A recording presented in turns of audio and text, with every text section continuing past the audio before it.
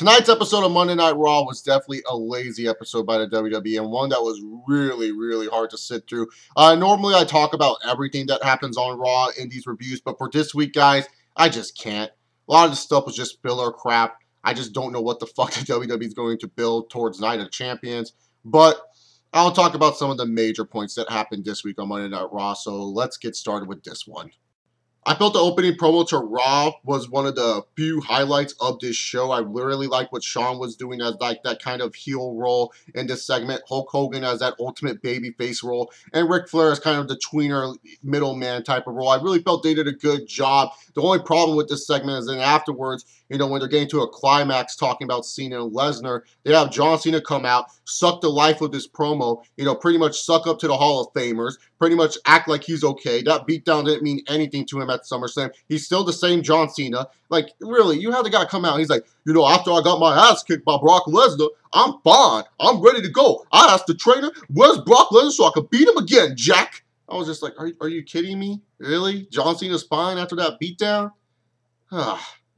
Yeah, this opening promo, once you hear John Cena's music, exit out of it because that's when this promo goes downhill. But as for Hogan, Michaels, and Flair for their roles tonight, I felt they did a good job. Man, dude, Cesaro has fallen so low. Like, remember back in June when he was facing Sheamus for the U.S. title? Half of us did not want him to win the U.S. belt because we were saying, oh, that would be bad for his career. He's on the main event push. Now the narrative has changed, and we hope Cesaro beats Sheamus for that U.S. title. Like, oh my God, that's just sad. We all know Cesaro and Sheamus will put on probably a good match. I just don't care that these two are going to go at it again. We've already seen it before. I don't see how it helps Cesaro, and I don't see how it helps Sheamus all that much. I felt Swagger and Rusev went on a little bit too long tonight on Monday Night Raw. That's just my personal opinion. The match just felt like it took forever. I thought something big was going to happen at the end, but nothing big really happened. I mean, Rusev did beat down Jack Swagger, and it helped Rusev look like a beast and kind of got you more sympathetic towards Jack Swagger. So I guess if that was the job that WWE was trying to do, they did that kind of okay, I guess. But here's the thing, WWE. I get it. You want to try to set up this little side feud with Bo Dallas and Jack Swagger. But here's the thing. Both these guys are over. Jack Swagger is becoming over with this whole We the People thing, and Bo Dallas is just over just for being naturally entertaining. Why are you feuding these two together? I mean, it's not a good sign when Jack Swagger attacks Bo Dallas after Bo Dallas's match, you know, attacks him and the fans are booing. That's not a good sign. That shows that the fans don't want to boo Bo Dallas. They want to cheer him. WWE, stop trying to push Bo Dallas as a heel. Push him as a flipping babyface. And have Jack Swagger feud with someone else. There's other bums on the roster that you can use for Jack Swagger to feud with. I'm just saying. It makes no sense why they're doing a Jack Swagger and Bo Dallas feud. That's just my personal opinion on it. Hey, WWE, remember when you had that new nation with Kofi, Big E, and Xavier Woods, and they were supposed to be a new heel team for you guys? How come you're not using them as the heel tag team to face off the Usos at Night of Champions? No, you're going to turn Goldust and Stardust heels. This is a waste of a flipping heel turn. We know Goldust and Stardust ain't winning those tag belts. I've been saying this for a long time, and people want to neglect it, but I'm still going to say it. The Usos are just holding those tag team belts. They're keeping them warm until the Ascension come up to the main roster and beat them. Seriously, what a waste of a heel turn, WWE. Like, what the fuck? You have the new nation that you pretty much dropped the storyline on. You could have given them new life here on Monday Night Raw by having them feud with the Usos for the World Tag Team straps. But instead, we're going to turn Goldust and Stardust heels. Whatever.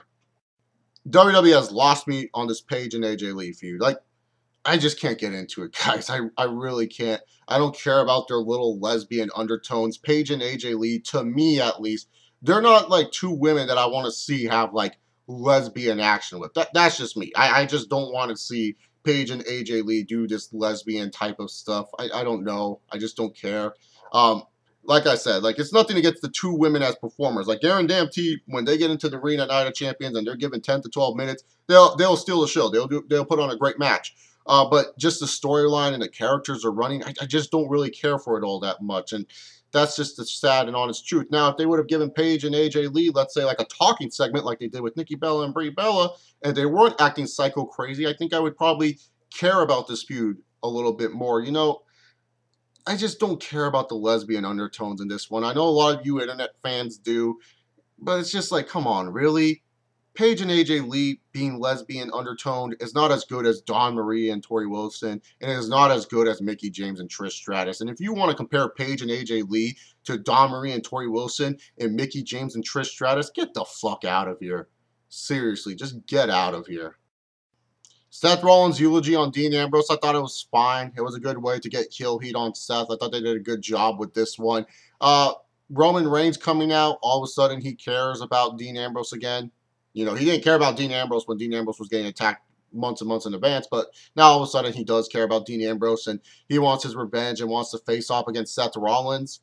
And they had a handicap match later on tonight that was just like whatever. And then Seth Rollins tried to do the curb stomp onto Roman Reigns, but then Roman Reigns was trying to throw a cinder block at Seth Rollins, and I just didn't care. I just really didn't care what they were doing with Seth Rollins and Roman Reigns. I'm saying to myself, like, the fuck, man? I thought this was supposed to be the build-up to Roman Reigns and Triple H, but instead we might be building up to Roman Reigns and Seth Rollins? Like, seriously, are we trying to make Roman Reigns look too damn great over here? Are we trying to make Roman Reigns look like so super powerful that when Triple H fucking beats him at whatever pay-per-view they face off at, it makes Triple H look that damn greater?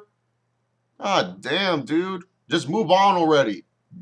Get Roman Reigns and Triple H on my TV. That's one match I want to fucking see right now. That's one match I'm interested in the WWE. Why? Because that's one match where I don't know who's going to win and who's going to lose. I don't know if Triple H wants to do the job to Roman Reigns, and I don't know if, you know, Roman Reigns will win and get put over by the game and look too overpowerful. You know what I'm saying? Like, that's one match I'm looking forward to. And it's like the WWE is like kind of trolling me right now. They're like, hey, let's do Roman Reigns and Seth Rollins. Why are you wasting a Roman Reigns and Seth Rollins feud right now?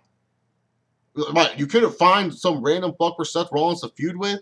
Why not have Seth Rollins go for a mid-card belt? So what? He's Mr. Money in the Bank. RVD went for a mid-card belt when he was Mr. Money in the Bank. It's fine. Shit, your mid-card division needs refreshing anyways. Whatever. It is what it is. Just get us Roman Reigns and Triple H soon, WWE. So this is literally the IC title feud we're getting. I just don't get it, man. I really don't get what the hell the WWE is doing with Miz and Ziggler. Like, really? A stunt double? And Miz is all like clapping for Ziggler. What are they trying to build here? Like, honestly, man, like they should have just had it where Miz retained in some stupid way at SummerSlam, and then have it where they build up a match where, you know, you can't hit the face or something. Like, god damn. I'm sorry. I just hate when heels are chasing the baby faces for the championship. I don't think that makes for the better story. And especially when the heel is not looking dominant at the end of the day, where it makes you feel like, oh, the babyface can't possibly win this match. I mean, what is Miz doing that makes you think like, oh, he can beat Ziggler at Night of Champions? He's doing jack shit all. Like, seriously, I just don't care for the IC title build. Hopefully WWE picks it up. But for this week, it was just bad. And I feel bad for you, Damien Sandow. Best thing about the Bella family intervention was when Nikki was like saying, I wish you never came out of the womb, in a terrible acting voice. And then she started to beat up Brie Bella with the microphone. That was the best part of the whole Bella family intervention this week on Monday Night Raw. Our main event for this week's Raw was going to be John Cena and Bray Wyatt. And seriously, dog, tonight was Super Cena Unleashed. Holy fucking shit. Okay, if they were going to go down this route, that John Cena was trying to mimic Brock Lesnar, and he became as dominant as Brock Lesnar, and he's more fierce after that Brock Lesnar match, why not have it where Cena does it to another babyface? I mean, at least that would kind of give you an idea that John Cena is a changed man and he shows he has human emotions. Him doing it to Bray Wyatt does not make me feel good about the rematch for John Cena and Brock Lesnar. No, if anything, it just makes me feel like, oh, great, fucking Super Cena's back.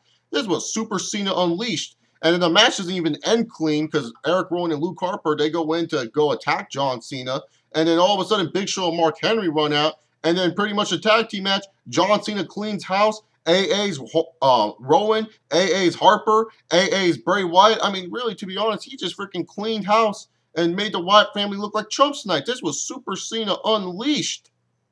God, this ending to Monday Night Raw was bad. It really was. It wasn't exciting whatsoever. Like I said, if they wanted to run this Cena storyline where he's like trying to mimic Brock Lesnar and he did it to another babyface or did it to someone that we don't really care about as a heel all that much or least interesting character, that would have made sense. But it's just like, you know, now it's just like you're doing it to Bray Wyatt, who you're trying to build up after this big win against Chris Jericho at SummerSlam, and you make him look like a chump with his whole Wyatt family.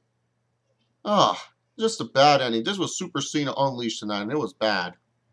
This episode of Raw wasn't good. I think a lot of people probably tuned out of the third hour. The third hour felt like a waste. The first 2 hours didn't really get me excited for Night of Champions.